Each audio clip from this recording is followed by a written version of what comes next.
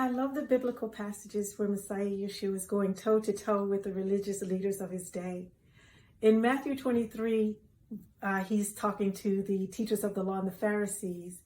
And in verse 24 of Matthew 23, he says to them, "You swallow a camel, but strain out a gnat." In most interpretations of that verse, it's him telling them that they are so focused on the small details of their rules and traditions that they're forgetting what's most important to God, like love and compassion and mercy. Well, recently God gave me an expanded interpretation, not a different interpretation, but an expanded interpretation of that. You swallow a camel, but strain out a gnat. And he said to me, so often we allow other people to strain out a gnat when they give us his word.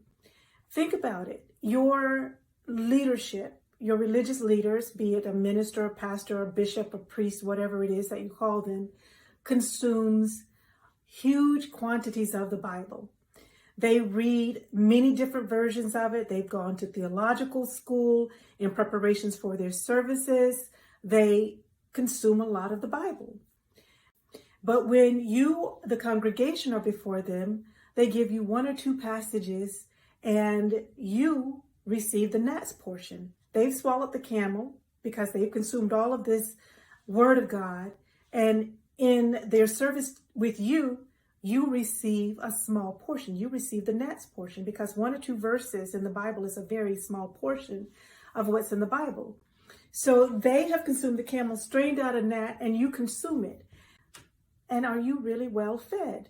Do you go away hungry? You have to, because you're not consuming the word of God for yourself. And so that's what he was telling me. That's what God was telling me in the interpretation or expansion of that verse. You swallow a camel, but strain out a gnat. When we as consumers of his word only get the gnat's portion, we're not getting the full benefit, the full delicious meal that he's serving to the leadership. And in our case, all we have to do is invite Messiah Yeshua in to sup with us.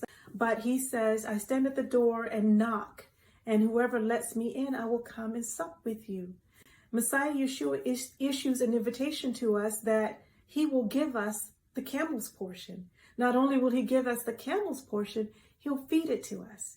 And when he feeds us the word of God, it says all God's children are taught by God. When he feeds us the camel's portion, he takes us through passages and says, oh, try this. This is going to be so good. He gives us an interpretation, a word, something that we can consume, and it fortifies us, nourishes us, gives us more life. And he wants to do it, and he delights in feeding us the word of God. So instead of receiving the gnat's portion, allow Messiah Yeshua to come in and sup with you. Allow him to feed you and give you a full buffet, a smorgasbord, a feast beyond anything that anyone else can feed you. Because if you're sitting listening to someone else talk, it's beautiful, it's wonderful, but you're getting just a small portion, a gnat's portion. Do you know how small that is in comparison to what Yeshua will give you?